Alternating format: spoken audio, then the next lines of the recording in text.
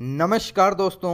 और आज के इस वीडियो में हम लोग जानने वाले हैं दुनिया के एक और ऐसे महान व्यक्ति के बारे में जो कि एक सामान्य परिवार से उठकर एक महान और शक्तिशाली योद्धा बनने तक की कहानी को हमें समझाता है। जी हाँ दोस्तों, हम किसी और की नहीं बल्कि इस वीडियो में बात करने वाले हैं नेपोलियन बोनापार्ट के बारे में, जो कि एक साधारण से परिवार से उठकर पूरे फ्रांस का शासक बनता है। तो चलिए दोस्तों, बिना लेट किए हुए इस वीडियो को स्टार्ट करते हैं। सबसे पहले बात कर लेते हैं नेपोलियन बोनापार्ट के जन्म की। तो आपको बता दें, नेपोलियन बोनापार्ट का जन्म फ्रांस में कोर्सिका द्वीप के अजाच्यो नामक स्थान पर हुआ था। इनके पिता कार्लो बोनापार्ट और माता लेटिजिया रामोलिनो बोनापार्ट थीं और ये एक मध्यम वर्गीय परिवार से थे और इनके पूरे परिवार में इन्हें मिलाकर कुल 7 भाई बहन थे और अपने भाई बहनों में ये सबसे बड़े थे। आपको बता दें, नेपोलियन बोनापार्ट स्टार्टिंग से ही पढ़ने में अच्छे थे और 10 साल की उम्र में उन्हें फ्रांस के ब्रियन लिए चातेउ सैन्य स्कूल में दाखिला मिल जाता है, जिसमें वो अपनी स्टार्टिंग की पढ़ाई करते हैं और वर्ष 1784 में उन्हें पेरिस के एकोल मिलिट्री स्कूल में प्रवेश मिलता है, जहां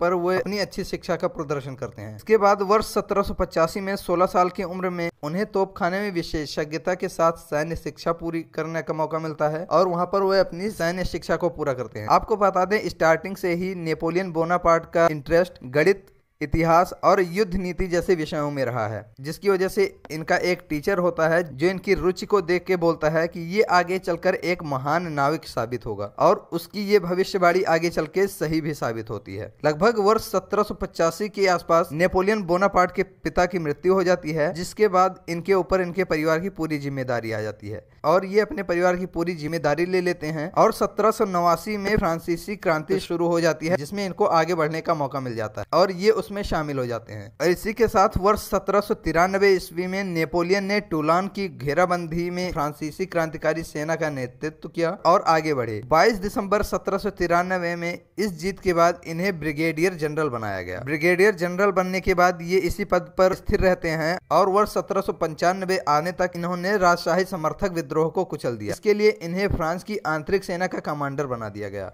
आगे चलकर 1796 से 1799 ईस्वी के बीच में नेपोलियन को इटली के सेना का जनरल बनाया गया। उन्होंने ऑस्ट्रिया और इटली की सेनाओं को हराया और कई महत्वपूर्ण युद्ध जीते, जो कि कुछ इस प्रकार से हैं। वर्ष 1798 में नेपोलियन ने ब्रिटिश साम्राज्य को कमजोर करने के लिए मिस्र पर हमला किया और उसे जीत लिया। उन्होंने 21 जुलाई 1798 में पिरामिड की लड़ाई लड़ी, जिसमें उन्होंने मिस्र की मगलुक सेना को भी हरा दिया। इसके बाद 1 अगस्त 1798 को ब्रिटिश एडमिरल नेल्सन की अबुकिर की नौसैनिक लड़ाई में भी फ्रांसीसी बेड़े को तबाह कर देते हैं और वर्ष 1799 आने तक लगभग 9 नवंबर 1799 को नेपोलियन ने तख्ता पलट किया और वो फ्रांस का पहला काउंसिल बन गया। 18वीं शताब्दी के स्टार्टिंग में, यानी कि लगभग वर्ष 1802 के आसपास, उन्होंने ब्रिटेन और ऑस्ट्रिया के साथ युद्ध विराम किया और फ्रांस में स्थिरता लाई और इन्होंने लगभग इसी वर्ष अपने आप को आजीवन काउंसिल के रूप में घोषित किया और 2 दिसंबर वर्ष 1804 को नेपोलियन खुद को फ्रांस का सम्राट घोषित कर देते हैं। यहाँ पर पोप पायस 7 के सामने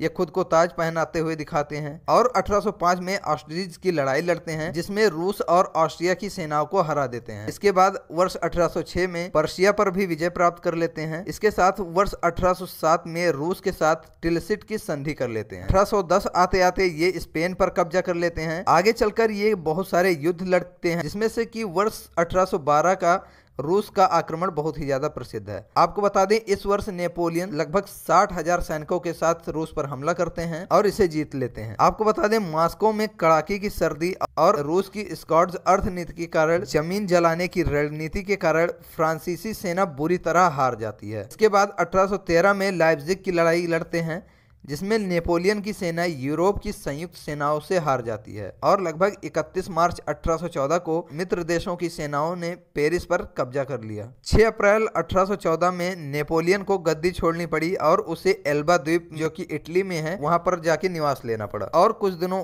वहीं पर इन्हें कारागार में रहना पड़ा। लेकिन 1 मार्च 1815 को नेपोलियन एल्बा द्वीप से भागकर फ्रांस लौट आते हैं और फिर से सत्ता हासिल कर लेते हैं और वहां पर लगभग 100 दिन शासन करते हैं। जिसके बाद 18 जून 1815 को वाटरलू की लड़ाई स्टार्ट होती है। इसमें नेपोलियन की सेना को ब्रिटिश ड्यूक ऑफ वेलिंगटन और प्रशिया की सेना से हरा दिया जाता है। इसके बाद नेपोलियन को सेंट हेलेना द्वीप, जो कि दक्षिण अटलांटिक में है, वहां के कारागार में डाल दिया जाता है और फिर यहीं पर नेपोलियन हमेशा के लिए कैद को हो जाते हैं और लगभग 5 मई 1821 को सेंट हेलेना द्वीप में ही उसी कारागार में ही नेपोलियन की मृत्यु हो जाती है। आपको बता दें, कुछ लोग बताते हैं कि नेपोलियन की मृत्यु इनके पेट में हुए कैंसर की वजह से होती है, लेकिन कुछ लोगों का यह भी मानना है कि इनके भोजन में इन्हें थोड़ा थोड़ा जहर दिया जाता था, जिसके कारण धीरे धीरे इनकी मृत्यु हो गई। दोस्तों, इसके बारे में आपको क्या पता है, प्लीज कमेंट बॉक्स में जरूर बताइएगा। वैसे आपको बता दें, नेपोलियन एक असाधारण सैन्य नेता और रणनीतिकार थे,